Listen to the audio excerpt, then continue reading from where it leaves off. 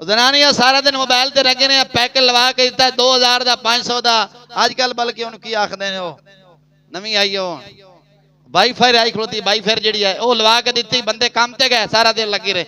शाम को जो बंदा आया, मैं रोटी छोड़ आपसे एक बात करना चाहती हूँ भाई होंगे सारा दिन थके। हाँ पहला बंदे कम तो आते सन, जनानियां हाल चाल पुछ के लत्तां गुणनिया कंधे दबाना पुछना, अज खैरो अफीयत ना काम रहे इंज होंदा सी कि नहीं?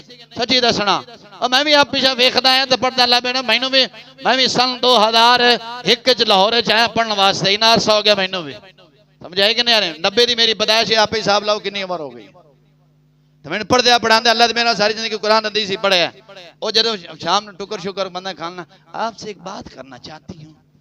वो आंदा कर कड़वा वाली केड़ी बात है? मैं अज वेख रही सा देखो ना आ घर दे अंदर ना अगर आ भांडा आ जाए ना तो ये सब्जी सही फरीद हो सकती। उस सोची पै जाता भी 40,000 तनख्वाह है, बत्ती का बिल भी देना, गैस का भी, पानी का भी, तो राशन भी लिया है, तो ये हूँ किन्ने का है? ये जी 2000 का। उस जो बजट बना के बैठो परेशान। साफ ज़ाहिर जो बजट नहीं निकलेगा, पूरा नहीं होगा, फिर दफ्तर जाके रिश्वत लेगा। तो मेरे उस्ताद फरमाते सन रिश्वत लैन ते उन्होंने किन्ने मजबूर किया? बोलो तो सही ना तुसी।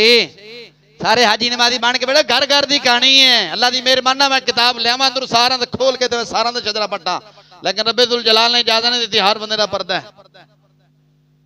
इंज है कि नहीं?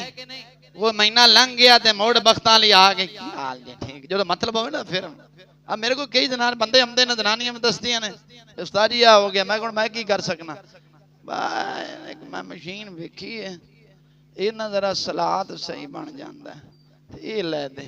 इंज नहीं तो जो ना लै दो तो फिर पता क्या आंदी, तेरे को कख लभा ही नहीं, सारी जिंदगी मेरे मां प्यो ने तेना ब्याह करके जिंदगी मेरी गल गई है, मैं सारा कुछ पेकियां कोलों लिया है। तो मेरे आका अलैहिस्सलातु वस्सलाम ने इरशाद फरमाया सब तो ज्यादा जहन्नम में बीबियां जान गया। पूछे या रसूलल्लाह क्यों? बुखारी और मुस्लिम दी हदीस, हजूर सरवे आलम सल्लल्लाहु अलैहि वसल्लम ने इरशाद फरमाया ए अपने शोर दी ना शुक्री कर दियां ने। की कर दियां ने? तुसा भी जरा घर जरा हिम्मत करके दसिया करो, फरमान सुनाया करो कि तुसा ज्यादा जहन्नम में जाना क्यों? कि तुसा साड़ी ना फरमानी कर दियो।